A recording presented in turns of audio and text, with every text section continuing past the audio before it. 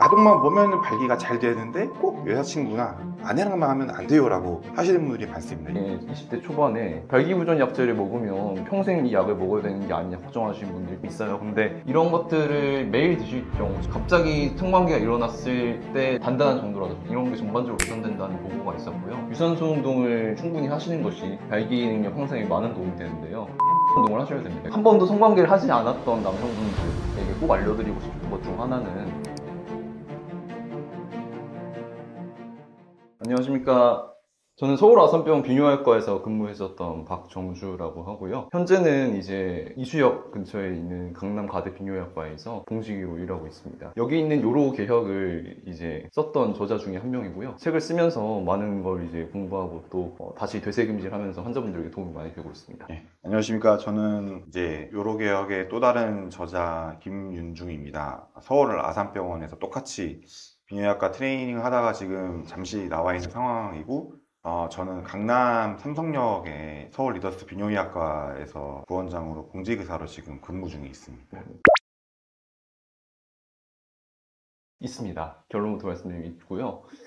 최근 연구들에 따르면 소위 말하는 이제 야한 동영상 줄여서 아동을 많이 볼 경우에는 발기부전이 잘 생길 수 있다고 알려져 있습니다. 실로 2020년에 한 3,400명 정도 이제 성인 남성들을 대상으로 포르노 시청 빈도나 이런 것들과 발기부전에 대해서 설문조사한 연구가 있었는데요. 거기에 따르면 이제 자위를 자주 하는 거나 이런 것들은 생각보다 큰 관련성이 없었지만 포르노의 특정 빈도 이상 많이 보신 환자분들이나 이런 분들 같은 경우는 조금 발기부전이 같이 동반되어 있었다는 연구가 있었거든요. 근데 이제 생각해보면 이제 그럴 수 있는 게 이제 포르노 산업은 굉장히 고도로 발전돼서 극도의 흥분을 얻도록 만든 전문가들이 모여서 만든 영상이거든요. 그래서 전문 배우들이 나오고 과장된 표현들, 그 다음에 과장된 음악들, 이제 실제와 다르게 굉장히 화장이 잘 된 남자와 여성들 이런 것들이 그 영상 속에 담겨져 있기 때문에 이런 굉장히 자극적이고 정제된 영상을 보다가 실제 성관계를 하게 된다면 생각보다 포르노와 다르게 몸은 힘들고 지치고 땀 냄새가 나기도 하고 이제 시각적으로 생각보다 자극적으로 보이기에는 불을 끄고 하는 케이스가 좀 많고 이런 이제 자극의 괴리가 발기부전을 유발하는 것이 아닌가 하는 추측들이 있는 상황이고요. 실제로 이제 저희 병원에 오시는 젊은 한 20대 굉장히 극초반 환자분들 중에서도 전혀 발기부전이 있을 이유가 없는 분들인데 이런 케이스가 꽤 있습니다. 덧붙여서 말씀드리면 실제로 저희 교과서에서도 발기부전의 가장 흔한 원인이 심리적인 원인이고 이게 한 70% 정도 차지를 하는데 굉장히 이제 어떻게 보면 도파민에 절여져 있는 뇌가 일반적으로 그냥 이제 뭐 여자친구나 아내랑 할 때는 그게 안 나오는 거라서 그러니까 아동만 보면 발기가 잘 되는데 꼭 여자친구나 아내랑만 하면 안 돼요 라고 하시는 분들이 많습니다. 이게 그런 너무 시각적인 자극을 많이 받다 보니 이게 좀 묻어졌다고 생각을 하시면 될 것 같습니다. 아예 안 보는 것 자체가 이제 막상 해보면은 소위 이제 뭐 금딸이라고 하잖아요.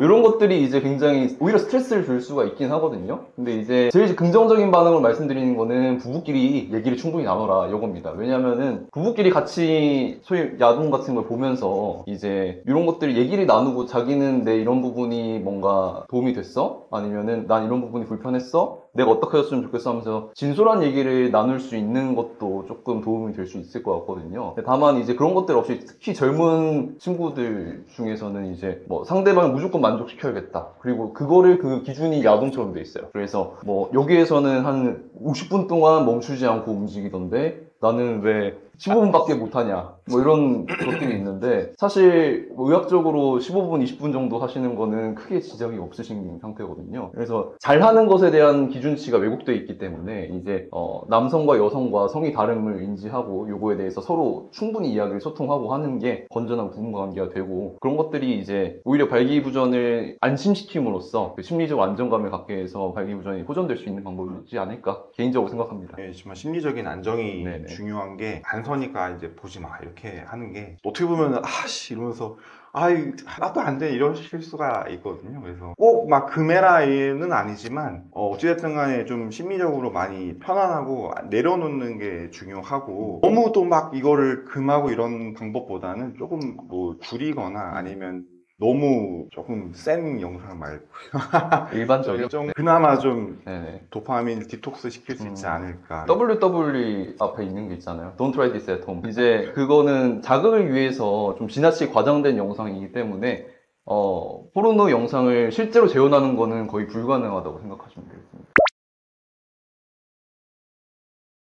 아침에 텐트 친다고 얘기하잖아요. 그 아침에 텐트라고 부르는 아침 발기가 정상적으로 되시는 분들이 막상 실제 성관계에서 잘 되지 않다고 말씀하신 경우가 꽤 있어요. 네, 이런 경우는 마음의 문제, 심리적 문제일 가능성이 굉장히 크고요. 실제로 환자분들 중에서 20대 초반 굉장히 건강한 분들도 처음 성관계를 갔다가 잘 되지 않는 분들이 계시는데, 근데 문제는 처음에 조금 실패하게 되면은 그 이후에 이것이 좀 트라우마가 돼서 계속 안 되는 분들이 있어요. 근데 이런 경우는 내가 문제가 없다는 거를 좀 자신감을 갖는 게 굉장히 중요해서 실제 진료실에서도 이런 것들을 물어보고 이제 환자분의 이제 성기 자체는 큰 문제가 없다고 조금 자신감을 갖게 해드리고, 그 다음에 거기서 조금 저희가 도와드릴 테니까 자신감을 갖고 해보시라는 얘기를 꽤 많이 드리거든요. 근데 이런 경우에 처음에 막 마음가짐 하나만으로 뭐 정신을 단련해가지고 하는 건 사실 좀 어려워요. 그래서 초기엔 약간의 발기부전 약제, 혈관 확장제를 조금 사용해서 성공적인 성관계 경험을 갖도록 유도하는 게 굉장히 좀 큰 도움이 됩니다. 근데 이거 지금 약 먹으면 이 나이에 20대 초반에 발기부전 약제를 먹으면 평생 이 약을 먹어야 되는 게 아니냐 걱정하시는 분들이 조금 있어요. 근데 절대 그런 건 아니고 이제 제대로 된 성관계 경험을 갖도록 그 시도 자체를 성공시키기 위해서 자전거의 보조바퀴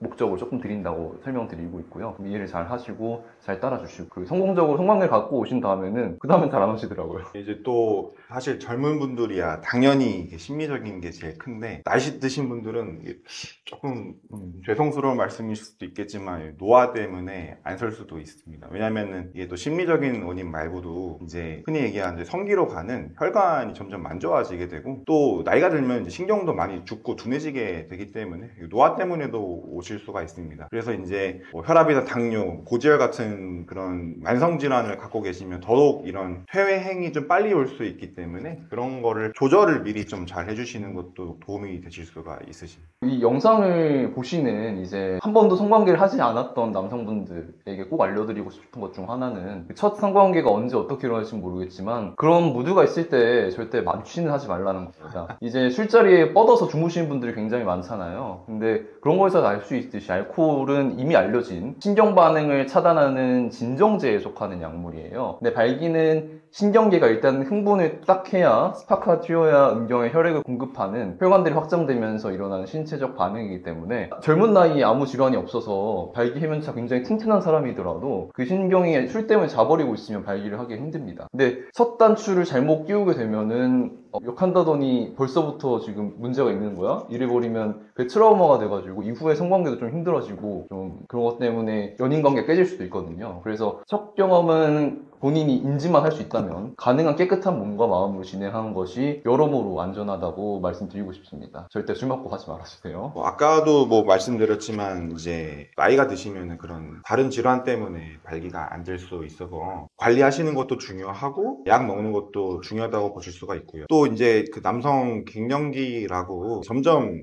이제 테스토스테론의 그 수치가 떨어지기 때문에 테스토스테론 수치를 한번 이제 검사를 해보시는 것도 은근히 도움이 되실 수가 있으세요. 그래서 만약에 좀 떨어져 있다 그러면은 호르몬 주사를 맞고 나서 조금 발기력이나 이런 근력이 좀 좋아졌다라고 말씀하시는 환자분들도 외래에서 좀 종종 계셔가지고 그런 검사도 한번 해보시는 걸 좀 추천드리고요. 정말 뭐 약도 안 듣고 뭐 주사도 안 듣고 다 안 된다 그러면은 저희가 또 수술과이기 때문에 최후의 보루가 있습니다. 이게 또 수술로 가까이 그 저희 뭐라고 하죠? 그 로보캅처럼 고추도 이렇게 딱 할 수 있습니다. 그래서 딱 버튼 누르면은 물 들어가서 쫙 발기시킬 수 있는 수술도 있기 때문에 예, 그래서 절대로 약도 안 되고 그 절대 좌절하실 필요는 없다고 보시면 돼요. 버튼 누르는 방식도 있고 아니면 단순히 이제 실리콘으로 말랑말랑하게 쌓여 있는데 안에 철심이 들어간 그런 것들을 사용해서 하는 방법도 있는데, 이 환자분들의 이제 뭐 실제 원하는 스타일에 따라 가지고 수술 결정할 수 있는 다양한 남성들을 위한 수술 방법이 개발되어 있으니까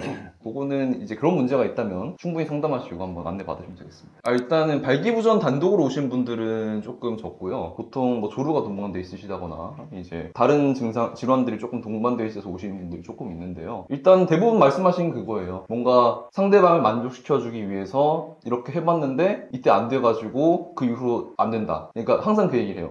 특정 사건 때 이게 안 되더니 그 이후로 안 된다는 얘기를 꼭 하시거든요. 그러니까 이게 심리적인 문제예요. 내가 무의식적으로 내가 남자로서 기능이 조금 망가져 있는 게 아닐까라는 이제 사건이 한번 일어나니까 진짜 내가 진짜 문제가 있나 보다. 내가 20대 젊은 나이인데 경우에 따라 군대 갔다 안 갔다 오신 분들이 이 나이에 벌써 발기부전이라는 이게 말이 되나? 이런 것들이 이제 트라우마가 되는 거죠. 그리고 이제 젊은 친구들 사이에서는 이제 조금 유행했던 밈 중 하나가 야인시대에 나오셨던 특정 배우분이 얘기했던 고자란 이런 얘기가 있거든요. 근데 그런 것들로 진짜로 생각을 하시는 분들이 있어요. 진료실에서 아치면 되는데 성관계마다 실패를 10번 이상 해서 내가 고자가 아닌가 얘기를 하시는 분들이 있었거든요.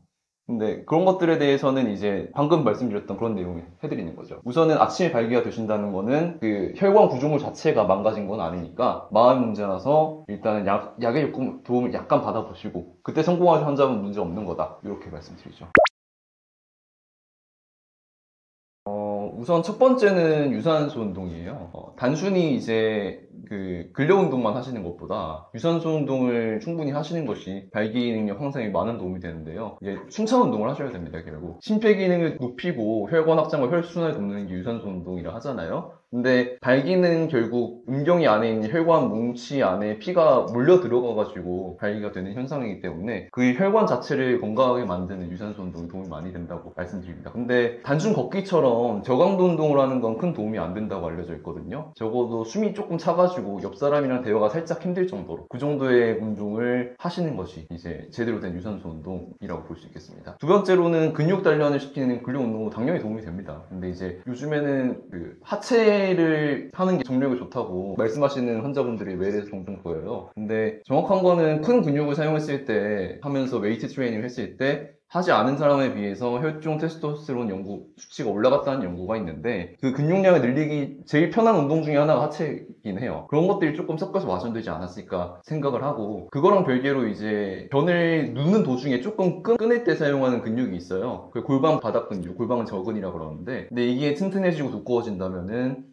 발기 시 혈류가 새어나오는 걸 조금 방지해주고 그런 것들을 단련시킬 수 있는 방법이 케겔 운동이라고 유명한데요. 거기에 대해서도 저희 책 안에 잘 소개해드렸으니까 쭉 참고해보시면 되겠습니다. 발기능은 소위 말하는 건강한 생활을 할 경우 일반적으로 호전이 잘 돼요. WHO 국제 세계보건기구의 권고 운동 지침이라는 게 있거든요. 거기에서 일주일에 150분, 2시간 반 정도 숨이 찰 정도로 유산소 운동을 하시고 주에 2번 정도 근력 운동을 하실 것을 이제 젊은 성인 남성들에게 권고를 하고 있는 상황이라서 그 지침을 그대로 환자분들에게 권고를 드리고 있습니다. 주 150분이면 하루 30분이면 주 5일, 하루 1시간이면 주 3일 정도 이렇게 똑같이 말씀드리고 있습니다. 발기만을 꼭 집어서 강화시키는 운동은 사실은 없어요. 그리고 이제 성행위 자체는 전신 운동이잖아요. 특정 근육만 사용해서 되는 게 아니고 이게 뭐 자세 때문에 자세를 잡기 위해서 전신을 골고루 발달시키는 것이 결국 성관계를 더 잘할 수 있고 발기능 향상으로 이어진다고 말씀을 드리고 싶어요. 발기부전 약 같은 경우는 일정 상황에서 먹는 약이라고 알려져 있는 경우가 많은데 그거는 이제 가장 유명한 약인 비아그라 때문입니다. 발기부전 약제의 대명사인 비아그라는 이제 발기부전 약제 중에서도 그 지속기간이 굉장히 짧은 편에 속하는 이제 성관계 때만 복용한 약물에 속하고요. 근데 다만 그게 가장 처음에 만들어진 발기부전 약제였고 그 이후로 의학이 발달함에 따라서 장기간 작용하면서 몸 안에서 오랫동안 발기 해면체를 혈관 덩어리를 확장시킬 효과를 지닌 약물이 개발되었는데 이게 타달라필이라는 성분입니다. 비아그라의 성분인 실데나필 같은 경우는 약효 지속 시간이 4시간가량으로 굉장히 짧아요. 근데 다만 타달라필 같은 경우는 뭐 하루에서 하루 반 정도로 굉장히 긴 편입니다. 요즘에는 유데나필이라는 12시간 정도 지속되는 약제도 개발되어서 이런 것들을 매일 드실 경우 굉장히 저용량이에요. 성관계용 목적이 아니기 때문에 저용량을 드시게 되면은 발기 해면체에 꾸준히 혈액이 공급이 되게 되면서 이제 감각이 좀 되살아난다든지 평상시에 이제 그 아침 발기라든지 이제 평상시에 갑자기 성관계가 일어났을 때 돌발 상황에서 이제 단단한 정도라든지 이런 게 전반적으로 개선된다는 보고가 있었고요. 그 외에서도 이제 전립선 비대증 환자분들이 조금 소변을 누시기 좀 불편하다, 이제 소변 주기가 약하다 이런 분들이 있는데 그런 분들도 이제 혈류 공급이 좋아지는 걸로 추측을 합니다만 약간 소변 속도가 개선되는 효과가 있어서 이런 약들은 매일 먹도록 개발된 발기부전 약제라고 볼 수 있겠습니다. 근데 이제 뭐 만병통치약이나 뭐 모두가 먹을 수 있는 약은 아니고요. 기본적으로 혈관 확장제이기 때문에 우리 몸에 있는 어떤 혈관도 사실 늘어날 수가 있어요. 그래서 코에 있는 혈관이 늘어나면 코 막힘, 얼굴에 있는 혈관이 늘어나면 얼굴이 좀 빨개지거나, 경우에 따라 머리 안에 있는 혈관이 늘어날 경우 좀 두통 같은 등의 증상이 발생할 수가 있고요. 이런 것들 때문에 이제 성관계에 만약 지장이 있다, 막 머리가 아파서 나 성관계 못할 것 같아, 이런 분들은 좀 약을 바꾸도록 말씀드리고 있고. 약간 좀 추가를 좀 하자면은, 그래서 저는 이제 환자분들한테 약을 먹을 때 매일 요법이 있고 관계 전에 먹는 요법이 있다고 설명을 드리는데, 매일 요법은 항상 막 불끈불끈하게 막 할 정도로 고용량을 주는 건 아니에요. 그러니까 쉽게 얘기하면 저용량으로 꾸준하게 깔아주는 약이고 혈류량을 증가시켜주는 약이라고 보시면 되고, 이제 고용량 약은 한 번에 고용량으로 혈류가 가게 해서 이제 관계 직전에 이제 발기를 할 수 있도록 하는 약이라고 보시면 되고, 또 이제 약의 형태가 두 종류가 있어요. 알약 형태가 있고 필름형이 있는데, 이게 또 물어보면은 알약 선호하시는 분도 있고 필름 선호하시는 분들이 있는데, 근데 이제 필름을 선호하시는 분들은 대부분 이유가 숨기려고 드시죠. 몰래 이제 좀 씻고 와요. 그래서 딱 붙이면은 바로 녹는 약이기 때문에 필름 약을 좀 더 선호하시는 분들이 많은 것 같아요, 제가 봤을 때는. 그리고 뭐 아까 잠깐 나왔지만 타다라필이라고 하셨는데, 이제 흔히 아실 겁니다. 시알리스라는 약으로 판매되고 있고, 그게 이제 아까 뭐 설명해 주셨지만 한 하루에서 하루 반 정도 가는 약인데, 그래서 그거를 약간 주말 약이라고도 표현을 합니다. 주말 내내 이제 좋은 시간을 보낼 수 있게 딱 이 토 일 이렇게 그런 식으로도 좀 표현을 합니다. 그리고 이제 이게 사실 그 비뇨기과에 오기가 조금 멈칫할 수가 있긴 있어요. 왜냐면은 다들 막 아까 긁적이면서 들어오거든요. 이게 왜 와도 되는지 근데 와서 약을 처방받으시는 게 가장 안전하고요. 왜냐면은 이제 사실 막 공용 화장실 가보면 명함에 막 약 이렇게 판다 이런 식으로 약간 찌라시 같이 이렇게 부러져 있는 거를 많이 보실 수가 있는데, 이게 이제 나라에서 이제 허가된 공장이냐 아니면은 진짜 가라로 만드는 약이냐가 차이가 많다고 보셔야 돼요. 그래서 사실 뭐 위생이나 그런 주변 환경들도 물론 중요하지만은 이제 약 하나 용량이 똑같이 N등분되어 있는 게 되게 중요합니다. 그러니까 100ml짜리라고 해도 이제 정말 잘 공정을 시켜서 이거는 뭐 99.5, 요거는 뭐 100.5 이런 식으로 미세한 차이 있는 정도는 괜찮은데, 가라약은 이게 한쪽으로 몰릴 수가 있어요. 그러니까 한쪽에 200 들어가고 나머지는 그냥 밀가루 덩어리일 수가 있는 거거든요. 그러면은 너무 고용량이 몸에 들어갈 수도 있고 효과가 아예 없는 그냥 밀가루 덩어리만 들어갈 수도 있다고 보셔야 돼요. 그래서 그렇게 물론 값이 비싸기도 하고 그런 가라약이 되게 싸기도 한데, 이게 이제 어떻게 관리되어 있는지도 모르고, 그리고 사실 책임을 아무도 져주지를 않습니다, 그건. 그래서 안전하게 복용하려면은 그래도 진짜 공인된 그런 제약회사에서 만든 약을 복용을 하시는 거를 항상 말씀드립니다. 역지사지로 생각하시면 될 것 같아요. 내가 이런 약을 불법으로 싸게 만들고 있는데 굳이 이제 쇳가루 첨부라든지 이런 거에 이제 약 성분을 제대로 나눠지게 하는데 내 비용을 투입할 것인가, 아니면 적당히 만들어서 뿌릴 것인가.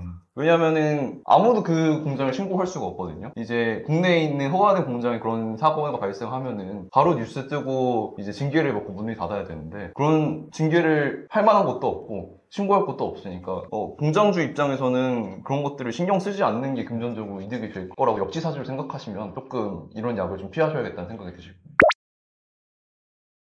그 원인은 아직 막 명확하게 알려져 있진 않아요. 근데 크게 이제 이론상으로 나온 거는 염증이랑 호르몬 이렇게 원인으로 추정되고 있거든요. 요즘에는 조금 더 젊은 연령의 환자분들이 전립선 증상을 오셔서 실제로 확인한 결과 전립선 비대가 있는 케이스가 간혹 있지만은 일반적으로는 40대 전후로 서서히 커지기 시작한다고 알려져 있어요.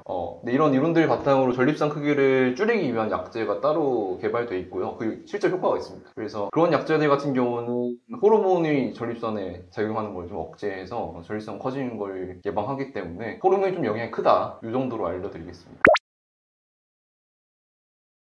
좀 신기하게도 전립선 비대증이 일반적인로 말하는 그냥 건강이랑 좀 관련이 좀 커요. 그래서 뭐 비만 식단 이런 것들을 드시게 되면은 좀 커지는 경향이 있습니다. 이제 알려진 게 총 칼로리 증가, 총 단백질 증가, 육류, 지방, 유제품, 탄수화물 증가가 뭐 잠재적으로 커진다는 보고가 있는데 종합하면은 이제 비만하게 먹으면은 그 전립선이 같이 커진다 이런 얘기입니다. 그래서 최근 들어서는 이제 옛날이랑 다르게 근육 유지를 위해서 막 단백질을 많이 챙겨 먹게 되는데 뭐 아직 이게 효과가 나타나기까지는 좀 시간이 걸리겠지만 이론상으로는 문제가 있을 수도 있지 않을까 생각을 해서 뭐 만약 그런 분들이 소변 둘 때 좀 불편한 증상이 있다면 좀 앞으로 더 조심해야 되는 상황인 시대다 이렇게 알고 계시면 될 것 같고요. 반대로 이제 건강한 식단, 과채나 뭐 토마토, 당근 이런 뭐 식물성 식품 같은 경우는 잠재적으로 전립선 위험도를 낮춘다는 연구가 있었어요. 그래서 이제 건강 식단이랑 좀 괴를 같이 하기 때문에 1년마다 뭐 미국의 굉장히 큰 뉴스지에서 그 의료 전문가들을 가지고 세계에서 가장 건강한 식단이 뭐냐 이런 것들로 1년마다 발표하는 게 있어요. 근데 1, 2, 3위를 나란히 차지하고 있는 게 뭐 지중해식 식단, 뭐 대쉬 식단, 마인드 식단 이런 뭐 최근에 들어서 이제 뭐 저속노화 이런 걸로 유명해진 식단들이 있는데 그런 것들이 전부 해당된다고 보시면 되겠습니다. 이제 전립선뿐만 아니라 일반적으로 건강한 식단이기 때문에 뭐 새해 목표로 한번 식단에 도전해 보시는 것도 좋겠습니다. 뭐 지중해 대표적인 국가가 이태리인데 예, 실제로 그쪽이 이제 토마토 요리를 많이 먹기 때문에 전립선이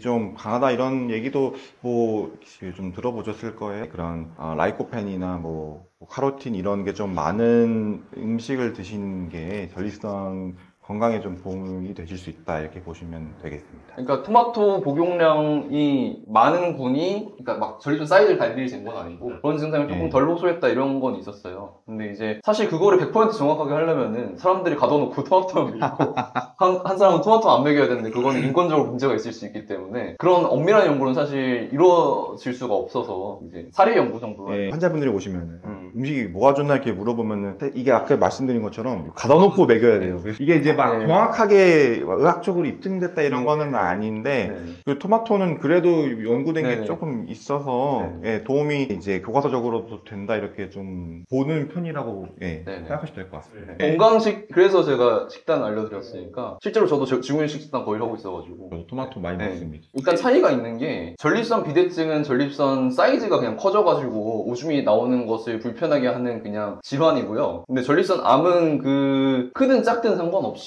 그 안에 이제 악성인 놈이 숨어져 있어가지고 주변 세포를 변성시키고 그래서 막 뿌리를 뻗어내려가지고 파고 들어가는 안 좋은 놈이 있는 다른 케이스라 가지고요. 그러니까 이게 사실 비대가 암으로 가는 건 아니에요. 그러니까 비대하다고 얘가 나중에 세포가 안 좋게 바뀌는 게 아니라 그냥 안 좋은 세포가 따로 있는 거예요. 그러니까 둘 다 있을 수는 있습니다. 비대도 있고 암도 있을 수가 있는데 사실 비대랑 암이 생기는 약간 좀 잘 생기는 부위가 좀 다르기도 해요. 전립선을 저희가 세 부위로 나누긴 하는데 좀 그런 부위도 다른 것도 있고 정말 전립선 크긴 작으신 분들도 있어요. 암 환자분들 중에 20g이면은 정상 크기인데 그 안에 조그맣게 암이 있는 경우도 있고요. 뭐 전립선이 200g짜리 엄청 큰 전립선 비대를 갖고 계시는 분도 암은 또 없는 경우도 있고요. 그래서 두 개는 아예 별개로 보시면 돼요. 근데 이제 전립선 암을 체크하는 게 피검사가 있어요. 근데 전립선 비대가 굉장히 심할 경우에는 그게 같이 올라갈 수가 있거든요. 그래서 제일 중요한 거는 경향성이에요. 이제 뭐 비대는 줄어들었는데 오히려 뭐 전립선 암 수치가 올랐는데 염증 반응도 없다.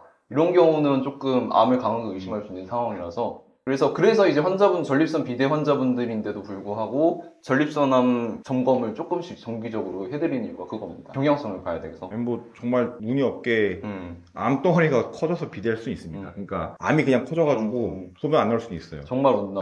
그러면 이미 사실 그 정도로 커지면은 이미 약간 전신에 커져서 안 좋을 가능성이 많긴 합니다. 전립선이 그 호르몬으로 많이 커지신 분들이 있거든요. 근데 그런 분들 그 호르몬이 전립선에 작용해서 커지게 하는 그 작용만 조금 억제하면 돼서 그런 것들로 개발된 게 프로스테리드라는 성분이랑 두타스테리드라는 성분이 두 개가 있어요. 근데 이거를 썼을 때 반응이 굉장히 좋으신 분들이 있어요. 막 정상인이 한 3배 가까이 크셨던 분인데 약을 먹고 6개월 지나니까 한 2배 가까이로 쭈시고 쭉 드시니까 거의 정상치로 줄어드시고 이런 분들이 있거든요. 그렇게 되시면은 사실 그 약을 꾸준히 드심으로써 전립선 크기가 정상이 돼서 이제 크게 불평을 못 느끼시기 때문에 그거는 이제 약 하나만 먹으면서 조절 가능하다 이렇게 봐야 되겠죠. 다만 그만큼 호르몬의 작용이 좀 있다고 봐야 되기 때문에 약을 끊으시면 다시 커지게 됩니다. 그래서 약을 끊을 수 있을 정도로 치료 자체는 조금 어려울 수 있겠지만은 약 한 달 정도는 이제 유지가 가능하다. 근데 그런 게 아니고 이제 그런 호르몬 어쨌든 관련 약이기 때문에 있을 수 있는 부작용이 좀 있거든요. 거기에 대해서 좀 안 맞으신 분들은 단순히 그냥 소변이 나오는 길을 좀 느슨하게 해서 잘 열어주는 그런 약이 있어요. 그런 약들을 드리면서 이제 소변 주기가 원활하게 하는 거를 목적으로 쓰신 케이스가 있죠. 근데 물론 이것도 중간중간에 전립선 커지는 걸 좀 봐야 되기 때문에 중간중간 점검을 받으셔야 됩니다. 그리고 약으로 하면 안 되는 경우도 있습니다. 그러니까 꼭 수술을 해야 되는 경우들이 있는데 전립선에서 피가 나거나 아니면은 그 비대해지면 소변이 안 나오게 되고 소변이 고이면서 이제 반복적으로 요폐, 그러니까 소변이 안 나오는 그런 거 이제 현상이 나오게 되는데 요폐가 계속해서 나오게 되거나 아니면은 이제 소변이 사실 방광이 오래 고여 있으면 썩을 수가 있거든요. 그것 때문에 요로 감염이 계속 반복이 되면은 그럴 때는 약으로 하면 안 되고 그때는 수술을 해야 됩니다. 이거는 교과서에 나와 있는 수술의 절대적인 자궁증이라서 네네. 이런 경우는 꼭 수술을 하셔야 됩니다. 그러니까 왜 그렇게 해야 되냐면 전립선은 사실 수술하기가 막 그렇게 어렵진 않아요. 깎아내면 되는 거고 이제 깎아내가 뭐 꼬매거나 지지거나 하면 되는데 문제는 방광이 망가져 버리면은 방광 수술이 굉장히 어렵습니다. 전립선이 그냥 그 자리에서 깔짝깔짝 움직이는 구조물이라서 간단해요. 근데 오줌보는 경우에 따라 막 500, 600까지 커지다가 쭉 누시게 되면은 150까지 사이즈가 크게 줄어들게 되는 굉장히 탄력적인 고무풍선이라 생각하시면 되는데요. 근데 그게 막 소변이 안 나오는 케이스 때문에 압력이 많이 가해져서 막 변형이 된다거나 우에 막 구멍이 뚫린다거나 예, 망가지죠. 막 얇아지거나 이럴 경우는 나중에 후회하고 전립선 수술한다고 해도 계속 소변 불편하다고 꼭 얘기를 하세요. 안 돌아옵니다. 네, 그래서 그런 것들 때문에 더 악화되지 말라고 이런 상황이 있을 때는 이런 문제 한두 번 더 터지면은 방광 망가지니까 일찍 받으셔라 이런 얘기고요. 또 돌도 있어요. 돌도 생길 수 있습니다. 방광 안에 돌이 진짜 타조할 만한 것도 봤습니다.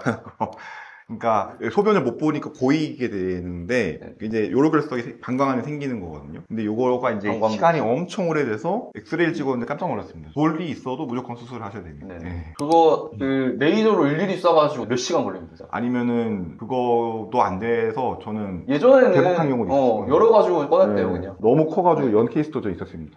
이제 또 방광 한번 갈라놓으면 이게 기능이 떨어져요. 떨어지고 꼬매는 자리가 계속 자극을 주기 때문에 붓는 것도 시간 되게 수면 계속 마렵다고 하시고 그런 것들이 있어요. 어렵습니다. 그래서 방광 기능을 잘 유지하시기 위해서 전립선을 관리하셔라 이거. 방광 굉장히 소중하기 때문에. 방광이 소중합니다. 진짜. 꾸준히 생활습관 관리하신 분들 중에 막 정기적으로 봤는데 전립선 비대가 진행되지도 않고 수변 속도도 충분해서 이제 오줌보가 방광이 크게 부담을 안 받고 잘 보신다. 이럴 경우는 약 없이 볼 수 있겠는데요. 대부분 막 호르몬 문제고 막 노화되면서 염증 반응 생기고 이래서 점점 나이 들면서 커지게 됩니다. 실제로 통계로도 막 나이가 드실수록 전립선 비대가 훨씬 심하다고 알려져 있고요. 근데 이제 뭐 전립선 오줌빨 약이라고 말씀드리는데 전립선 이완제의 경우는 전립선 뭐 크기 감소 약제를 충분히 드셨을 경우에는 그 사이즈가 줄었으니까 마개 자체 누르는 압력이 약해져서 뭐 그 양 하나만 유지해도 수변 주기 괜찮은 경우가 있어요. 근데 이럴 경우는 수변 주기 결과에 따라 가지고 안 드리기도 하는데요. 이게 또 사실 이 전립선 약이 그 전립선 위를 이제 이완시키는 줄이는 약인데 문제가 이게 이제 사정했을 때 사정액이 그 원래 사정을 할 때 위가 막히면서 아래로만 나와야 되는데 이게 열려서 방광으로 들어가는 경우가 있습니다. 이거를 이제 역행성 사정이라고 하는데 요게 생각보다 은근히 또 많이 오시어요. 그래서 그것 때문에 수술하시는 분들이 또 계시거든요. 그래서 수술을 안 하면은 계속 먹어야 된다.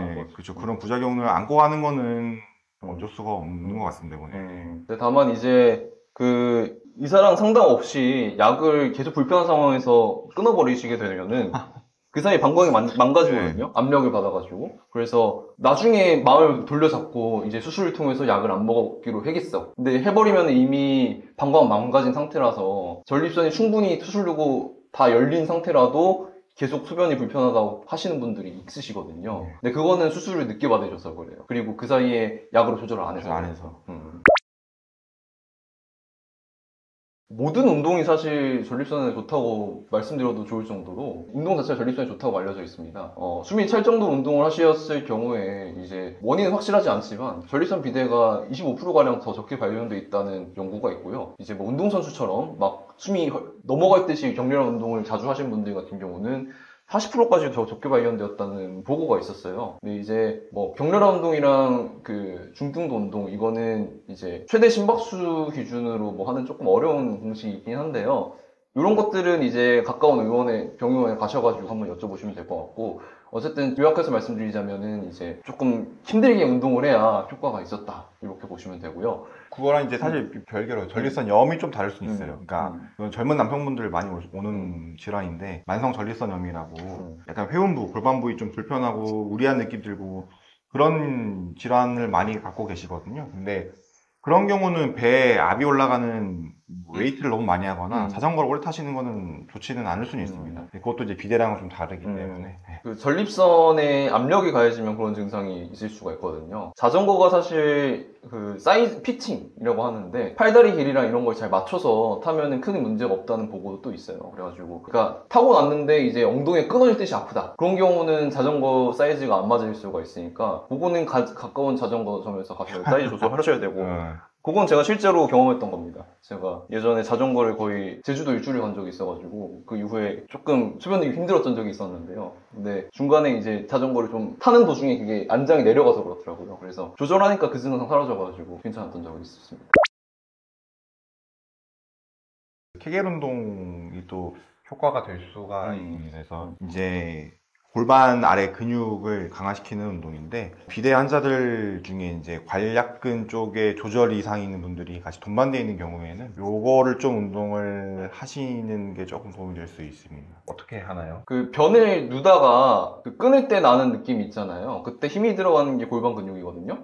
우선 초보자들 같은 경우는 다른 근육이 개입되지 않도록 등을 편안하게 기대에 앉은 자세에서 한 3에서 5초간 꾹 조여주세요. 지금 제가 하고 있는데 티가 안 나죠? 그 다음에 3에서 5초간 편안히 휴식을 하시고 요거를 한 10번 정도 수축과 이완을 반복하다가 익숙해지면은 한 번에 이제 잠그는 시간을 10초 정도로 목표를 하시면 되는데요. 이제 능력만 되신다면은 한 30회, 40회 정도 하면서 횟수를 점점 늘려갑니다. 단 이제 근육이 쉴 시간이 필요하니까 아침, 점심, 저녁을 조금 나눠가지고 이렇게 하시면 되는데요. 근데 중간중간에 이제 빠르게 수축과 이완을 반복하는 것도 근육 조절 능력을 발달시키니까 추가적으로 해주시면 좋습니다. 이 내용 자체가 그 하버드 의대의 케겔 운동 권고사항으로 올라와 있는 내용이라서 그 내용 그대로 읽어드렸습니다.